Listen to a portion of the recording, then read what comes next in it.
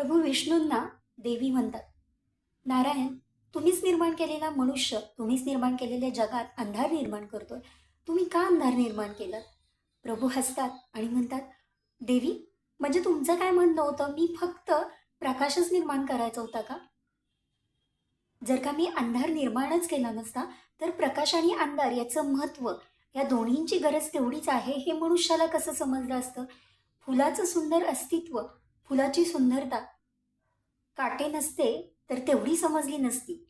सुखानंतर दुःख, दुःखानंतर सुख येणारी ही जी भावना आहे, हा जो आनंद आहे, तो लोकांना समजलाच नसता.